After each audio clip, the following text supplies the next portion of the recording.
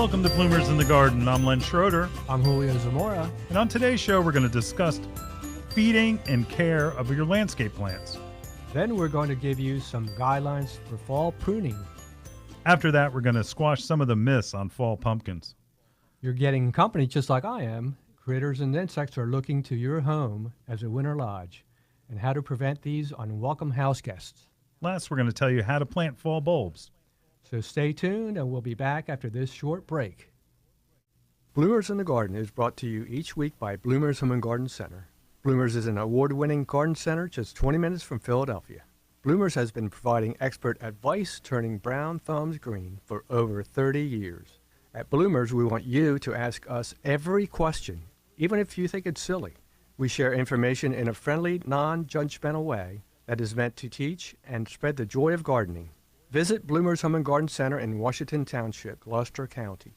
For directions, go to bloomers.com, and we'll see you in the garden. Well, Len, we're going to talk about care and feeding your landscape plants. Yes, and I wanted to emphasize care. Care. Well, first thing you have to decide, are the yellow leaves occurring from just the fact that they're hungry and they need to be fed, or is it just the time of the year? Yes, we have to look at that real close as we go outside and look at our plants to make sure that they are well, healthy, and we need to see what's going on with those leaves. Well, it's all about on the inside leaves. Mm-hmm. Those shed this time of the year, even if you have evergreens, that evergreens will drop their needles just like trees do in the fall. And they're not dying, correct? Absolutely not. No. Absolutely not. It's all about the tips. It's if there's shedding going on that's inside the plant, that's a normal occurrence. It just means your plant is growing. Yes, they're taking care of the that process where now they're going to rejuvenate and getting new leaves and well, stems. They're not going to get any new leaves. They're growing roots. Oh, they're growing roots. Oh, they're going to just basically get rid of any part of the plant that is not going to be able to produce any food. So if an evergreen is dropping needles or inside, like especially Alberta spruce, if you take a peek inside, it's all brown, right. And that it drops and sheds all of that out and leaves as much as possible so that photosynthesis can take place. So it's one of those things that just naturally happens. We have a lot of panic customers come in this time of the year that say, "Oh, my plant's dying, dying," and it actually isn't. It's just a natural time for shedding. Arborvitaes. How many customers have you had that are afraid that their arborvitaes are dying? Oh, many. They think, it's getting brown, and I don't know what's going on, and my goodness. Yeah, it just thins out this time of the year. It's a natural thing. But if the tips are yellow and there's a problem where you can tell that it doesn't look right, if there's sections that are browning out, and it's the tips of the plant, then you might have another problem. It might be an insect. Could be, right? And what else could it be, Len, besides an insect? It's not going to be a disease for the most part. Right. Really, only thing is going to be insects damage at this time of the year. And if the one trick that we use, you take a blank white piece of paper, bounce a little bit of the foliage on the tips on it, and see what you see scurrying around.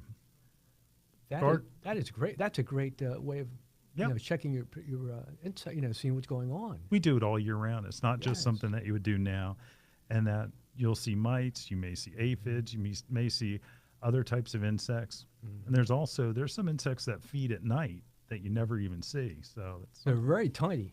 So how are we supposed to? Yeah. Wow. Well, that's really. So you need to really check it out. Right. And again, your independent garden center, your local garden center would be more than happy to take a look for you to see what's going on. But if you want to do it yourself, it's really just one product that you would use, and you would use a horticultural oil. Bonide has an excellent horticultural oil, and you just spray the plant with it, and that it's a mineral oil, all organic, and it smothers the insect and its egg masses and cleans it up all for the next year. That is great. That is great, Len, because we need to get rid of those pests. And like you said, they can overwinter, which can cause problems further down the line, right? That's right. And everybody, I can't get rid of this one insect, and it's because it comes year after year after year. And that brings us right into making sure that those leaves that are falling, that you pick up your leaves and you get them away from your plants, because that disease spores and insects are overwintering on that foliage. That is a great point, Len. We don't want to let that stick around anymore, because then you have more problems later on next year. All right, so say you do all this and there is no insects. There is nothing wrong. The tips are just kind of yellow. What should you do? We have a great product called a Spoma Hollytone. And these are for acid-loving plants. Now, are most of your shrubbery, like barberry and junipers and spruces and azaleas and rhododendrons, they all take acid-loving, they're all an acid-loving plant, which means they all will take Hollytone. Yes, correct. And we have many acid-loving plants, like you said. Evergreens are, one of the categories we have, and there are other ones that aren't evergreens, which are also acid-loving plants. Right, especially things that you wouldn't even think of, like butterfly bush, for instance, Yes. Buddleia. They want a pH that's anywhere between 7 and 6, so a little closer to neutral, but still would live and do great by getting some Hollytone this time of the year. Why is it important to feed this time of the year, Hul? The plants are becoming closer to dormancy, and they need a little extra because of what they've gone through in the months. So, and they're going to hit the root systems. They're going down deeply, and they're going to move out also. So the roots are growing this time of the year? Yes, they are. Still growing. It's still warm out. So just because there's nothing going on up top, that doesn't mean that the plant's not growing. That's correct. And like you said, we're going to feed them now, and we also are going to do that in the springtime, so we're doing it twice. So how do you use it? What you want to do is you want to take at least a cupful, and you put it around the perimeter of the drip line. And the drip line is when you put let's say over your shrub, you put a canopy, and the canopy hits the ground. That would be the perimeter right around that area where the canopy is hitting. So you don't put it next to the trunk. That's correct, Len. Okay. That is correct. Yes. All right. Good advice. Good advice. Hollytone is a great regional product. It is. Manufactured in Millville. Company's Wonderful. been around for, I don't know, it's close to 100 years. That's But again, it's a fantastic company, and that their product is organic. Yes, it's been around for a long time. Organic, that's it's safe for your pets and children. Yep. It's a wonderful product to have. Yep, and that's a Spoma Hollytone. We were going to talk about perennials, and that as we have talked about on the show, you have a lot of perennials in your yard, right? Yes, I do, Len. I have plenty of those. I have a lot of daylilies in my lawn, and they look wonderful every year, and they don't look ratty. Mine do. Mine look ratty. Well, we need to bring them back. Well, all right. So I have some things that are pretty much going dormant, but there's still some seed heads. Should I leave them or should I cut them back? Yes, leave the ones with the seed heads. That's wonderful food for your birds. Right. Right. And so don't cut those back. They like the ones like Rudbeckia, the echinaceas. They're wonderful plants to really just keep them on. And an echinacea is actually a coneflower, right? Coneflower, yes. Right. Yes, they're still mine still have the seed heads on them, and I keep them on all year long until the spring. That's great advice. So, but the others you cut back to about 6 inches. Correct, Len. That's about right. 6 inches. You want that around that area, and you can do that with your pruner, and. But you've got to make sure that it's sharp. You don't want to. Yes. You don't want to crush any branches. That's now, correct. Splitting or dividing perennials is always a challenging thing. It's done in fall when the plant becomes dormant. We're a little early, but it's coming soon. So if we just say we're going to do a hosta, hostas usually get into these big clumps. Big ones. Give me some guidelines. First of all, what you want to do is dig up the whole plant or the clump, and then you want to start dividing that. And So how does that work? You pull the whole thing out of the ground. That's correct, Len. Okay. And then how big of a clump should how small do I make that clump? You can divide it up into an 8-inch clump if you like. Okay. I think that's a good size to have. And what should I use to cut it? Should I just, You can a use fork or what do I use? A spade? Yeah, it's spade you can use. Yes, that's And a just good, split that's a it. good thing to do. Pull the leaves Split it. away and find a nice spot and just split it. That's good. Okay. And then you could make, I know that I have some giant hostas where I could make probably 10 different clumps of 8-inch. And That's a that, lot of- we talked about sharing plants. Oh, When we yes. were preparing for the segment, we were talking about how there's an emotional tie to plant material that you have growing. Like, for instance, in, say, where you grew up in your parents' home, like, say you bring a clump of perennials to your own home, and then you split that and you give a clump of that same variety to, say, your son or daughter. I mean, there's just a connection to plant material that people don't really think about, but it makes a great gift. Take one of those Beautiful. sections and give it to someone who would appreciate it. Yes, Len. What a sentimental value that is. It's Yeah. a lot of connections there with families and friends. That's it. It's a beautiful thing. All right. Before I start tearing up, we're going to go to talk about, all right, so we have a clump, took it out of the ground. We've got a hole in the ground from where we took the original clump out. What do we do next? Well, then you can put it in a pot if you like, or you can plant it right in your. You got to put it back in the ground, right? Yeah, you can put So it back what do in I the do? ground. Well, you want to make the hole for that plant, and make sure you're using bumper crop, which is our compost blend. Right, so it's sort of organic matter or compost. Mm-hmm. Okay. And you replant it again, like you would any other plant. Should I feed it? Yes, I would feed it.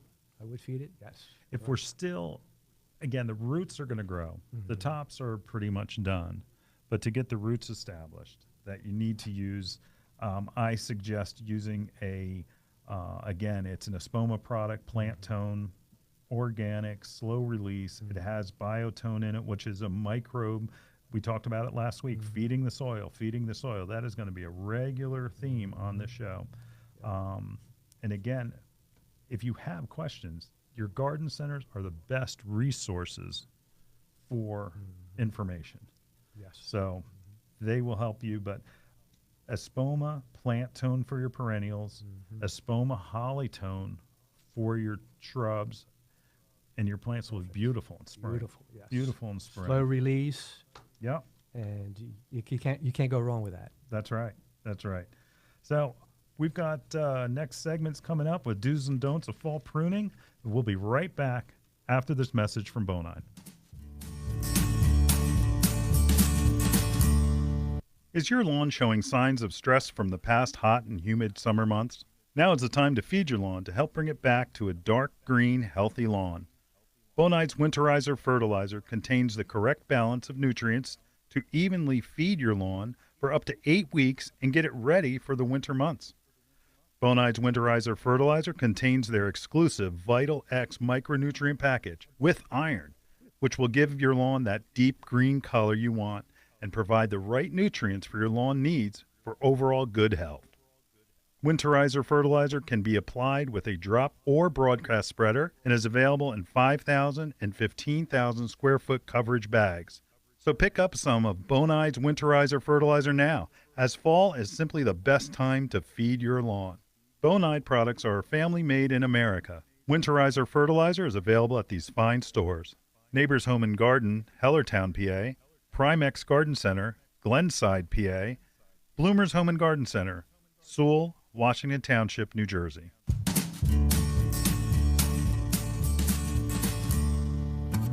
Well, Julio, I've That's seen right. crews of landscapers out there trimming away. Oh my goodness. Well,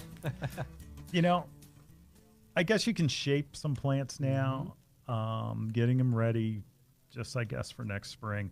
Right. So, tell me about what we should be doing as far as shearing, pruning at this time of the year. Well, we have to be really careful, like you were saying, that we don't do everything in our lawn, at this time, because that's going to be a problem. So what we're going to do is we're going to shape it a little bit and remove some things like diseased and damaged growth, and those things that are dead, and stems that are dying. Yeah, or dead. there's some plants that, like for instance, lilacs are always doing that. Roses, Roses. any of those things. But you're not gonna. When in doubt, don't. And that's kind of where we fall with fall pruning. Ha, no pun intended.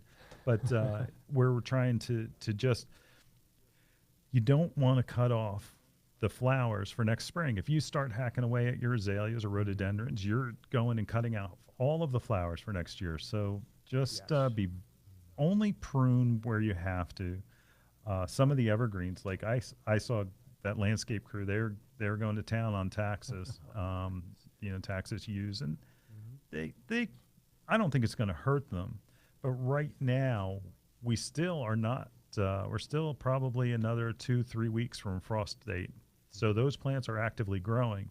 And the key to pruning this time of the year is making sure that you're not going to cut them, and then they're going to sprout out new growth, and then that frost is going to kill all that new growth. Goodness. We don't want that. No, we don't. That's going to be a huge problem for next year. Well, say we've got to go and cut some plants because there's some spots where diseased. What are some good guidelines that we can use? What we're trying to do is improve the foliage and the flowers at this time, and we don't want to go beyond that. So we have to be careful as to what plants, we're going to do this to. So let's say, for instance, when we're going to cut. Right. So how does that work? Well, you have to first start out that making a quick, clean cut is the way to go. You're not going to crush anything, Now, tear anything. loppers are great big pruners, That's correct. right? That's correct. And that they're the kind that have a bypass where, like a pair of scissors, where it cuts them that way. And that most of the time you're using pruners. And so every time, I don't buy a pruner that will crush the plant. Don't buy a lopper that will crush the branch before it cuts it. Always use a bypass so that you get a good, clean cut. You never want to crush it. You never want to tear it. That's right. That's important, because then what happens, Len, if you do that? You got damaged. You have disease that comes in. The plant's not healthy. Yeah. And a plant under stress attracts insects and disease. So what we should do is, before we even get started, is clean our pruners. How should you clean them? I usually get a little bit of water and I mix in a little bit of bleach and I clean it that way That's a good idea. with a little rag. So, and I like to do this, Len, also in between each plant cutting. Really? So you cut one plant and then clean again? Yes. That's a great idea. Right. That's a That great way idea. I'm not transferring the disease, if there is some, from one plant to the next. Mm-hmm. So that's a good thing to remember. Okay. Now, you have, you were telling me about, as far as there's a rule of thumb, how big, when do you know not to cut? I've tried to ratchet down on a big branch. So what's the rule that goes with? Well, you don't want to really go too crazy on, like you said, cutting the whole plant down because of the year's growth that you've had with the flowering plants. Yeah, but I've got I've got something that's like, an inch and a half. So it's, use a saw or a lopper for anything that's over an inch, right? That's correct. The pruners aren't going to handle that. They just can't cut through that. Mm-hmm. It's just too big, too thick. So we have to make sure that we're using the right tool for the right job. Right. That's always good advice. Shaping. Shaping, yes. We kind of want to avoid it unless it really needs it. Right. Some of the things that we don't want to prune at this time of the year: don't prune azaleas, don't prune flowering cherries, forsythia, lilac, oak leaf hydrangeas. I wouldn't prune hydrangeas, period. None at all. Just because you're not sure always of the type. So if you have a hydrangea that blooms on its old wood, which means from this year's growth, and you start pruning it, you're not going to get flowers. How often do we have people come in? My hydrangea, it never flowers. Never flowers, not at all. That's because they're landscapers coming in and pruning it in the fall most of the time. Yes, that's not a good thing to have. Remember, right plant in the right place, and you let it go and let it flower, and that's what you need to do. Yep. So don't go and start pruning everything. Only prune the things that need it.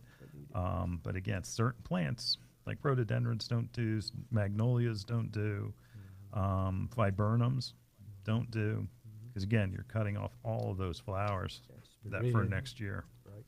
For next year, you know, roses are a different story. Yes. Roses, you want to go in and you want to clean it out, and it depends on what type of rose you're doing. And before we get started, I want to give a shout out to the West Jersey Rose Society. Do a Google search for West Jersey Rose Society. They are a great bunch of folks that Thank you. that they do a lot of great things with. They have rose shows, they have classes. They're very active, and they're a group that we like very much. And that they're not intimidating either. They're people that just have a love for roses. So when we were pruning roses, depending on the variety, we want to go and, first of all, clean out any rubbing branches or any branches that are hitting one another and that are going to rub and through the winter. We also want to cut down so that they're only, and again, make sure you know the variety, because there are some different techniques for, say, a climbing rose.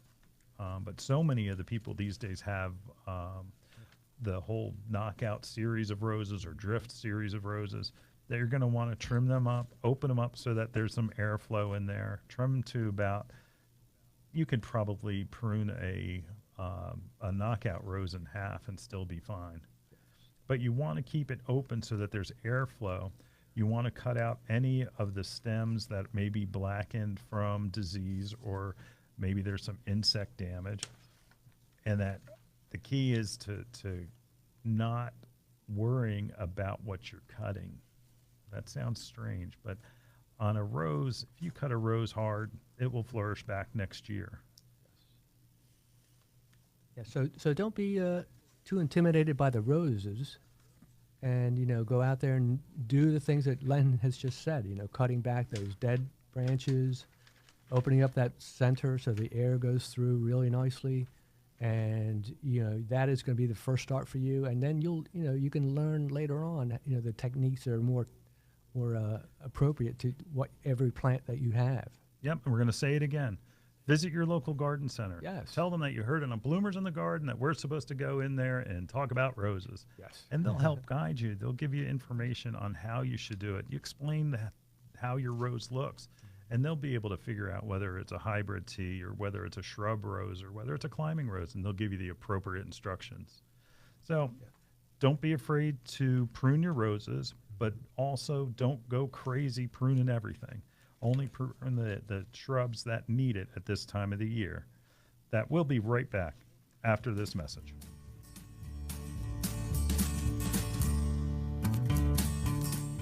Bloomers in the Garden is an hour-long gardening radio program that airs to over 6 million residents throughout the Delaware Valley. From Allentown to Wilmington, from the Main Line to the Jersey Shore, Bloomers in the Garden can be heard twice each Saturday morning, first at 8 a.m. on 860 WWDB, and again at 9 on 610 a.m. ESPN Radio. Each episode of Bloomers in the Garden will be broadcast on Bloomers' Facebook page and available as a podcast on bloomersinthegarden.com. Bloomers in the Garden is adding sponsors. Share your message to our large, diverse group of listeners. Commercials and segment sponsorships are available at incredibly affordable prices. Let Bloomers in the Garden get your message out to one of the largest and most diverse populations in the country. If you're interested in joining us in the garden, please visit bloomersinthegarden.com or email len@bloomers.com. As you start. Well, Len, we're going to squash some myths here on our gourds and pumpkins today. Isn't that wonderful? Yeah, Julio. Oh, You my turned God. completely pale when I told you that. What do you know about pumpkins? And you really didn't. I can tell you a few things about pumpkins. Oh, I'm glad you do because I'm going to listen very closely. All right, let's just start with Go ahead. some pumpkins have names, like the small little pumpkins Yes. that you, and I don't mean Jack B. Littles. We'll talk about those in a bit. I'm talking about the ones that are probably about 8 inches, 12 inches round. They have different names, and that growing up, I always called those sugar pumpkins. Sugar pumpkins. Wow. Some people call them pie pumpkins, Okay. but I have a problem with that. We'll talk about that in a minute. Some people, there's also a variety called Field Trip that has a really long stem on it, but they're the perfect pumpkin for the middle of a table. You could even cluster a few together, Okay. and you can use them to make pie. Oh, wonderful. How good is that? Not very good, No, why? because I think there's another type of pumpkin Okay. that is different. It is called a cheese pumpkin. Cheese pumpkin. That sounds better than the sweet. Well, if you want pumpkin pie, not cheese pie, but and that growing up, I always called them milk pumpkins. milk pumpkins. They're milk pumpkins, but they're the same thing. Oh, they are. And that those pumpkins are the absolute best for making pie, and it's because they're not as watery. Okay. They also have more, if you will, meat in it. Meat. Yeah, Okay. there's not so it's they're not filled thick with inside. seeds. It's not hollow like a regular pumpkin. Wow. So you want to look for cheese pumpkins or milk pumpkin- pumpkins Milk pumpkins. if you're making pie. And they're thick inside. They're thick inside. And they how thick are they? Are they Oh, really thick? it's almost there's no hollow space in Oh, them. there isn't. No, How about seeds? no, there's seeds in there. Okay. But again, it's not like a regular pumpkin where most of it's hollow. Like you think a jack-o'-lantern, you can put a candle in the middle of a jack-o'-lantern, Right. and there's not that kind of space in a milk pumpkin. So it's a little heavier than It is dense, dense. very Okay. dense, very dense. Wonderful. Have you ever made a pumpkin pie? No. No, I haven't either. So, We just but- eat, right? We just eat the pumpkin. yeah. But that you want to look for milk pumpkin, cheese pumpkin for that. Okay. Now, great. there is the giant pumpkins. Now, we just got some that I'm going to say it real fast because we have a guess the weight on it right now. Let's just say they're over 150 pounds. Oh, my goodness. Now, that's It's about as big as me. that's a big pumpkin. It is. Now, those are Big Max pumpkins. Max. Now, they're big, giant. They're also called prize winners. And it's funny how, just like in plants, that there's different regions that have different names for what they call things.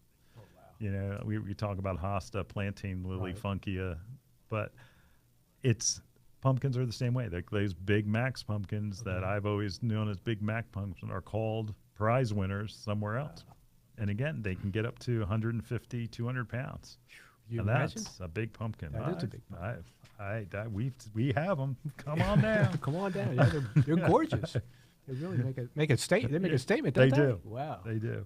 And then there's other types of pumpkins that are more of the face pumpkins that you'd use for a jack-o'-lantern. And there are different size, different shapes. There's long, and those are all different types of seed. Now, if you want to grow your own pumpkins, it's a little late. You got to start it right around June, end of May. They are sensitive to a frost. And we do sell some plants, but if you want specific varieties, your best way to go is from seed. And that's going to be, again, you're going to have to look for those, get them in May, even earlier, so they don't sell out. One of the most widely sold are the Jack B. Little pumpkins. Now, do you know what Jack B. Little is? No. You don't know what a Jack B. Little is? That little, cute the little the pumpkin? little Yeah, ones? little guys. Okay. So they're little, like, squat pumpkins. They're miniature. They're little miniature pumpkins, that's right. Oh, they're cool. But those have different varieties, too. Oh, yeah. There are some that are a little bit bigger that are actually, instead of being only about 2 or 3 inches across, that they're actually 4 or 5 inches across. Wow. And then there's a white variety. White. White. Wow. I love the name, Baby Booze. Baby boozed. Baby Booze. There's a white Wow, variety how of about Jack B. that? Little. and Something they're happened called to Baby Booze? Baby Booze are just white. Is and, that something? and it's, again, the diversity of plants and things in It's the garden. amazing. It is amazing. Yeah. It is amazing. The colors are, It is. It is. You wonder how that happens. Yeah, well, Hey, You know, it is. Let's It's just amazing.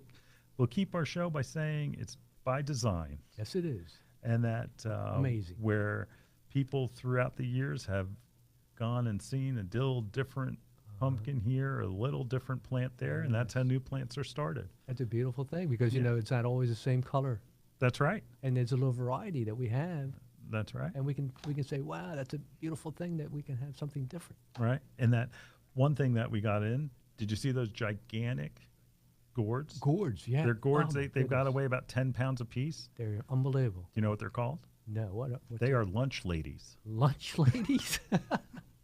Lunch ladies are the giant gourds Oh, that my you see. goodness. That's that- amazing. Yeah. And where they look like the regular gourds, but they're about 15 times the size. Oh my goodness, that is huge. Yeah. And that gourds, basically, you don't eat. Uh, But other squashes, you can. So it's just ornamental. Yes. Okay. And again, someone may know a recipe for gourds, but as far as I know, and as far as I'm telling our customers, is I don't want to end up in court. They're ornamental only. That's right. But that's the right. pumpkins, you absolutely can eat, and the squash you can eat, like blue Hubbard squash. Blue Hubbard squash is a Right. gorgeous thing. It's big and it's hard to cut into, Right. and that it is that grayish blue color, ornamental. It's a gorgeous thing. And you can eat this. And you eat it, yes. Wow. You My can make grandfather. soup. You can make every- soup out of it. Well, I assume, but I know that. Wow. I just know. And you, I have a story. They're hard to cut into. My brother wanted to take over my grandfather's tradition of making Hubbard squash for Thanksgiving, and he couldn't figure out how to open it. And he drove over it with a car. oh my goodness. Everybody's Lord. got one in the family. Yes, he does. Love you, Carl. But again, it's another type. It's a squash. Yeah. Now there's also called there's Cinderella pumpkins, which are flat and they look a lot like milk pumpkins, Okay. but the insides are going to be different. There's fairy tale pumpkins. Fairy tale. There's such a diverse group for Halloween. It's It just amazing. makes it so much fun because again, it's just a diversity of plants and it's just a fun time. It is fun, isn't it? It is a fun time. I And love to see them. Yeah, 'Cause it just brings a lot of color and enjoyment. it does. And just getting a And- regular, pumpkin from the grocery store, the garden centers right now are full with that kind of selection it's stuff you haven't seen before. Like those giant pumpkins, we have them in white, Oh wow. where they're not quite 150 pounds, but they're 30 pounds. Yeah, I saw them. They were totally different than we ever had. Yep. They're Yeah. really amazing. Yep. So, It's just a beautiful. and they it's just are beautiful. called polar something. Wow. Yep. Just for their whiteness. Yeah, because they're white. Yeah. Pretty neat. And that goes back to the seed name. So, again, pumpkins and all of the things like Indian corn and all of the harvest colors that you get, go down to your garden center, take a look, and bring some home. It's a second spring. Fall It is. Oh, it is. one of the best times it is the best time to plant. It is the best time to grow grass seed. It is the best time to celebrate the harvest. And the best time to get your pumpkins. That's right. You just said it right now. That's it. All right. Wonderful. We'll be back right after this.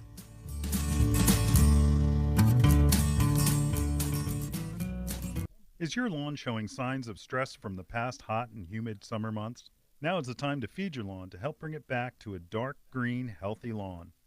Bonide's Winterizer Fertilizer contains the correct balance of nutrients to evenly feed your lawn for up to 8 weeks and get it ready for the winter months. Bonide's Winterizer Fertilizer contains their exclusive Vital X micronutrient package with iron, which will give your lawn that deep green color you want and provide the right nutrients for your lawn needs for overall good health. Winterizer fertilizer can be applied with a drop or broadcast spreader and is available in 5,000 and 15,000 square foot coverage bags. So pick up some of Bonide's Winterizer fertilizer now, as fall is simply the best time to feed your lawn. Bonide products are family made in America. Winterizer fertilizer is available at these fine stores: Bucks Country Gardens, Doylestown, PA; Magnolia Garden Village, Magnolia, New Jersey; Rosedale Mills, Pennington, New Jersey.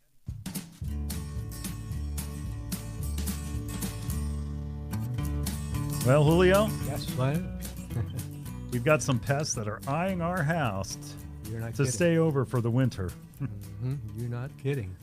You saw a groundhog the other day. Oh my goodness. You I didn't thought know what it a- was. No, I thought it was a bear. It was unbelievably big. And I said, "What is this?" I had to put my glasses on. It was unbelievable. And then I found out it was a groundhog. I know. And we never used to have them in our area. And again, Never. Bloomers is located in southern New Jersey, about 20 minutes from Philadelphia. You know, we're a typical suburb. And groundhogs were not something that we had in our area. No, That, no. They are scary looking too. not a bear. It's, okay. It's about the size of a big fat cat. Yeah, he's big. Yeah. And what they do is they don't necessarily go in your house, but they'll dig underneath your shed, or they'll disturb your plantings, your nursery stock. They're looking for a place to overwinter, where they'll dig in the ground, and they're groundhogs for a reason. And that they'll try to find a place to overwinter that's nice and warm. So I don't know. Groundhogs are a problem because they, first of all, are so big that they cause a lot of damage. That they will disrupt. They'll dig out a root from a plant without any problem. And the problem that you get next is if they found a really nice place to overwinter, they're coming back next year, and they'll be there in the spring. That's right. They usually like a lot of water. Do you have water near you? I do have a little bit of water. Yeah, see? Oh my. Is it a stream, or is it No, something it's just like a little bit of a small pond. Okay. You know, I gotta. Yeah. All right. So what do we do to get rid of them? What we like to do is get Repels All by Bonide, and this is a great product because it It is. repels them away. It doesn't kill them, but it repels them. Right. It gives them to your neighbors. Yes, it does. It's and one thing about Repelsol, it's all organic, Mm-hmm. and the way that it works, and the label is like a mile long. Deer, it's chipmunks, skunks. It's such a long label and also groundhogs, and it works that it triggers the natural instinct for them to escape and avoid the area. It irritates their nose a little bit. Yes. And it's they don't like the taste of it, and it just this way, they don't like the neighborhood, so they leave. That's right. That's right. But you've got to make sure that you put it down, follow the label instructions. Again, go to your garden centers. That's right. Tell them you heard it, Bloomers in the Garden, and pick up some, because it will work. But you have to make sure that you put it down a couple of times to make sure that you're basically taking the animal and trying to create a new you're training it to go somewhere else. You have to use it enough so that training happens. You can be sure I'll be using that product. Yeah. Now, I have a different problem.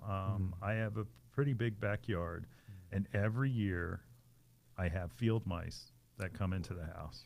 Not good. Yeah, it is not good. It is not good. And that I've used different traps, like I've used glue traps. Oh, have you? And glue traps are those things where it's sticky. I actually made it's probably an 8-inch by 4-inch, I guess, sealable container. Okay. That you usually seal food in. Right. I created a little hole for it, put the glue trap in, put the top on, and put a little piece of it's actually a granola bar. Yeah, Okay. it works. Good. They It like works. They like it. It does. The traditional, building a better mousetrap. That's right. Honestly, mousetraps work the very best. They do get a little messy, Yeah, they do. but I'll tell you what, it does get rid of them. And the whole thing, you don't want them to breed. You don't want all of a sudden you have 1, then you have 10, and then you have 20, and then at night, you don't see them generally during the day. No, you don't. You can get a cat. Yeah, you Cat can. would help, unless the cat's lazy, like mine are. But again, poisons, I don't recommend poisons. And the reason is because, first of all, dangerous for children and pets. Right. The other thing is that when they die between the walls of the house. Oh my goodness. And then it stinks. Stinks. Yeah. Yeah, because as they're rotting, you can't find them, and all of a sudden it's like, what's that odor? Smell, yeah. And It's all then over the place. So avoid poison if you can help it. But again, there's something completely different which I used in our pantry closet, which absolutely worked, and I was amazed. What's that? We had Shirley on last week from our bird sanctuary, where all of our birding department, and we use something that's called Mouse Magic. Mouse Magic. It is a Bonide product, and boy, we're plugging Bonide a lot. I know. Yeah, I tell you what, They work. That's the thing. It works, and it works by scent. Mm-hmm. That these are little packets, and they're like a felt packet, Nice. and it smells like mint. Wow, how about that? And that mint keeps them away, and that it is absolutely works. So we don't have issues with any mice Wow. in our birding department that are great. going after the bird seed, and it absolutely works. Isn't that wonderful? Wow. Yeah. Another idea is that I know that guys that own collector cars, they have their cars in their garage, Right. and they have mice that will come in and they'll start digging into their to the upholstery or something like that. They use Mice Magic, gets rid of them. That's a great thing to do. I never thought of that one. Yeah. In your car. Wow. Yeah. All right. So we talked about critters. Yeah. What else do we have that comes in this time of the year? Boy, crickets. I had one in my house the other day, Len. Boom, I had to kill it Yeah. with my shoe.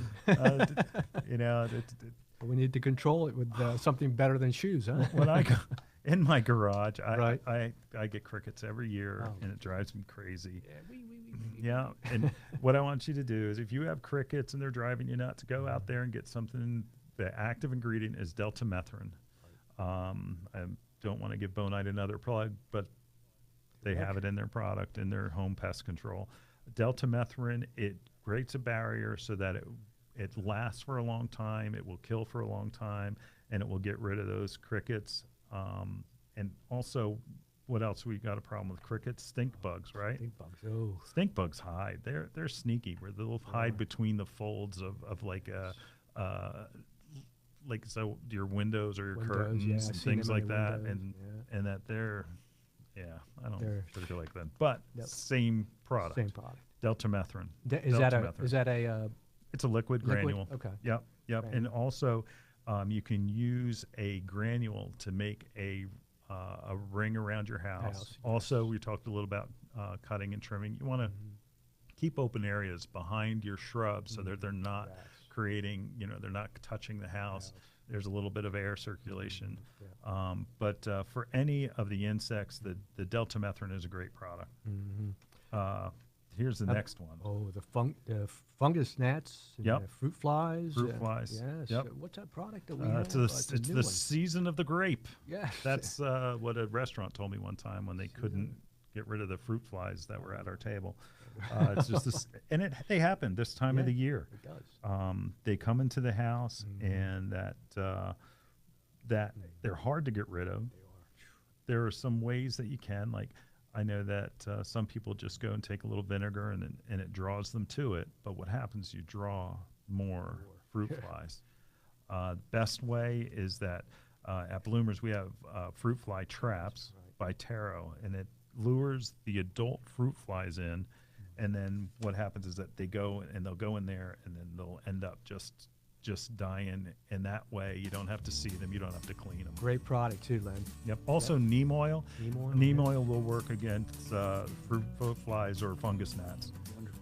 All right. Okay. Music's playing. We've got a commercial. We'll be right back after this. The Bird Sanctuary at Bloomer's Home and Garden Center is dedicated to the care and feeding of wild birds. We carry a flock of feeders like the Brome Squirrel Proof Feeder, which has a lifetime guarantee. Brome makes fantastic feeders for frustrating squirrels and feeding songbirds. Bloomer's Bird Sanctuary has a vast selection of wild bird seed, suet, seed cakes, and mealworms. We carry Lyric, Coles, C&S, Pine Tree Farms, and our own line called Bloomer's Blend. Bloomer's Blend Songbird Magnet contains premium black oil sunflower, peanut splits, millet, safflower, and tree nuts. It's sure to attract the most colorful songbirds to your yard. Bloomer's Home and Garden Center is located in Washington Township in Gloucester County, New Jersey. Visit us online at www.bloomers.com. When you come in, ask for Shirley Spurbeck, Bloomer's Wild Bird Specialist. Mention you heard it on Bloomers in the Garden Radio, and we'll give you $10 off a 20-pound bag of Bloomer's Blend Songbird Magnet Mix. Well, Len, we're going to talk about fall bulbs, something that a lot of people love to put in their gardens. Yeah, yeah, yeah. And so many people make the mistake. They see them flowering in the spring, like, hey, those tulips, can I get Can I them? get them? And it's like, Yeah. yeah, you kind of missed it. Missed the boat. So rule of thumb is always point up, right? Right. Right. What's your favorite? It's actually, don't get confused because you plant spring bulbs in the fall. That's correct. And we're in that time of year where we're getting right into the Yep. Bulb season, Yep. right, Len? Wait till it's cold. A little colder, yes. Yeah, it's too warm right now. Yeah, it's been warm. Like Yep. yesterday was 86. Oh, my goodness. Well, wait till after the first frost. Yes. And, the first cold weather, and then get out there and do that after like your annuals have died down, and then that's when to plant your bulbs. Yes, yes. One of my favorite bulbs is the snowdrops. Oh wow, Yeah, I love those. And early. Yes, very early. So in when did they're in March, February sometimes. February sometimes, yes, depending on the weather.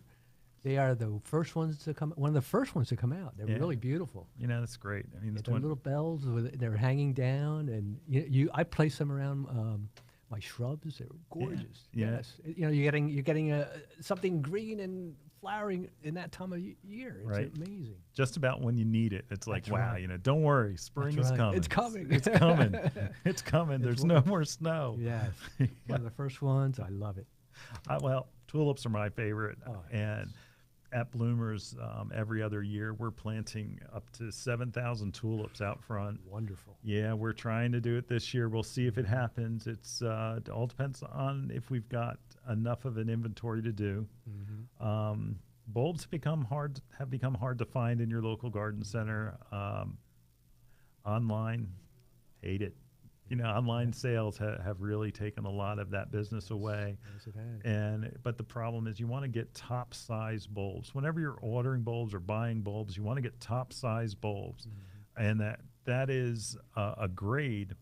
So it's the biggest bulb, and you're going to have the best plants from those bulbs. So always ask for top size So bulbs. they're very hardy, is what you're saying, correct, Len? Hard. It's not hardy. It's probably not the right word. As in, you're just going to get the best flower, best performing. The smaller the bulb, the Okay. smaller the results. I see. Okay. Yeah. Beautiful. That's a good thing to think about. Yeah, daffodils. Daffodils Time to are plant wonderful. daffodils. Yes, I love daffodils. And they come back. They come back every year. Yep. Yes. You just got to feed them, Yep, and that brings up, after your bulbs are planted, you want to feed them. Yes. What do you want to use? You want to use bone meal, Bone meal, yes. right? espoma, High in bone meal. calcium. Mhm. There's also espoma, bulb Espoma, tone. Bulb tone, yes. Yeah, Wonderful. and either one of those are going to be great for your bulbs. They are. And then They're also, if you know that you have some spring bulbs that are there in that area, go ahead and feed them. Even if they're not up this time of the year, they're underground. Those roots are growing. Those roots are definitely That's growing. right. That's right. For you beginners out there, you can start out small too. If you want, you can put them in a pot, right, Len? That's right. That's Yes. right. When you buy your Easter bulbs Right. that are in pots, That's great. that they have to go through a little bit of a chilling time. So if you plant your bulbs and you put them outside, you can't let them go dry. You can't let them dry out too much. You have to keep some water in there, but you do have to go through usually a chilling cycle. That's right. Okay. Because It's necessary. Yep, and especially the guys that are greenhouses that are growing Easter flowers. Right. It's just kind of like a miracle where all of a sudden they bring out the bulbs from the coolers and they literally are basically put into a gigantic refrigerator and then brought out to go ahead and start to make sure that they're timed right for Easter. Oh, wow. Yep. So you can do the same thing. You can do the same thing. Go ahead. Same kind of care. Yep. Yep. You're kind of doing it, but just letting nature take its course and not letting them go dry because they'll end up drying out. And the other side of that is not getting them too wet to where they rot. Right. And then all of a sudden you don't have anything. That's right. So it's a balancing act that you need to do and make sure that you're checking the soil, correct? That's right. That's right. That's good. Yeah. Now, what about in the spring? You have issues with it goes in and you like, for instance, tulips. You have to let them turn yellow so that you get a crop next year. That is correct, Len. You need to, once the flower dies off, Right. you have to leave the actual plant turn yellow. Okay. So You don't want to cut them, because if not, you're not going to get flowers next year. So there's a what is that, photosynthesis working Right. into the actual plant. Yeah, that's exactly what it is. And but think of it this way, that it grows up, Grows up. beautiful flower, and then it goes back into the root, and then it fills out that root.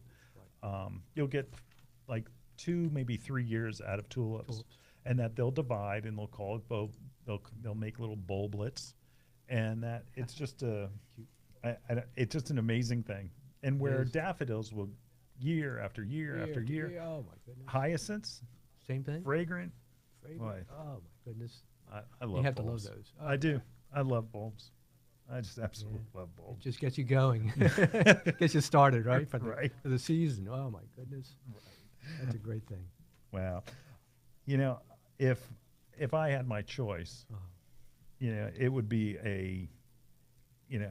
if I could have tulips blooming all the time, I would.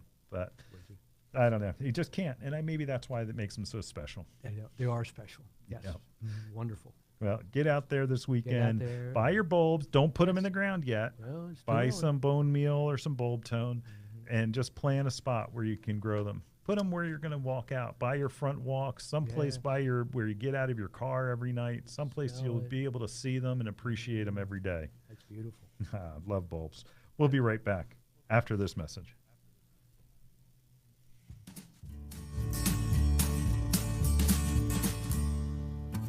Bloomers in the Garden is brought to you each week by Bloomers Home and Garden Center. Bloomers is an award-winning garden center just 20 minutes from Philadelphia. Bloomers has been providing expert advice turning brown thumbs green for over 30 years. At Bloomers, we want you to ask us every question, even if you think it's silly. We share information in a friendly, non-judgmental way that is meant to teach and spread the joy of gardening. Visit Bloomers Home and Garden Center in Washington Township, Gloucester County. For directions, go to bloomers.com, and we'll see you in the garden. See me and Julio down by the schoolyard. See me and Julio down by the schoolyard. I love our new music. I love it. I love it. So what did we learn today? Oh, boy, did we learn today. I was taking notes. Well, you know what? I got an email. Laura from Germantown sent me. She has a crazy finding weed from hell. Oh, my goodness. Where did that come from? Well, Laura, you have kudzu. It is a crazy vining weed from hell. Can grow up to 2 foot a day. Covers everything. Oh. It is an awful, awful, awful weed. And there's only a few products. Like you can put a brush killer on it and it may not work. What you need to do is cut it Okay. and treat it almost like a stump killer, from Bonide. That's what, again, we suggest to use. It's labeled. You have to make sure that it is on the label.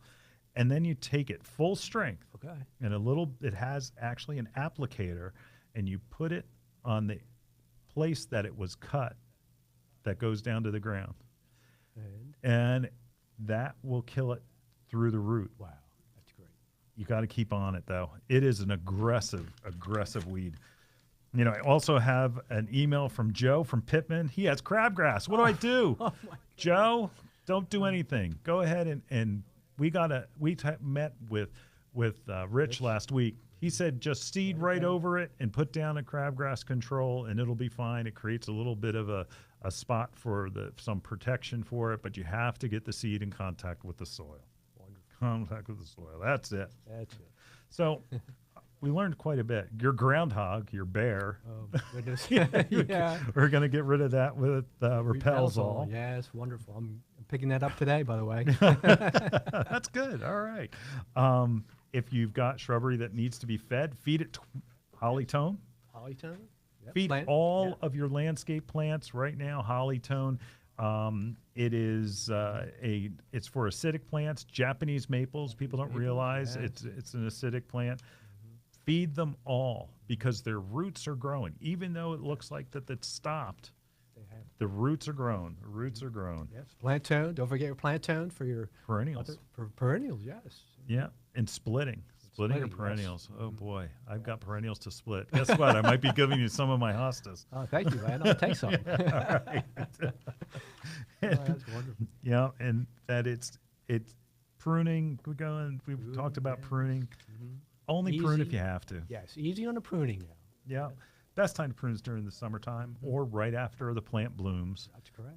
If you need to clean up some things with, as far as like it's out of shape real bad. Right. Then you got Yeah, you got a little straggler going this way or that way. Yeah, Yes. you trim it up. That's fine. That's but right. don't start attacking all of your plants. You can do more damage than good. Roses are a different story.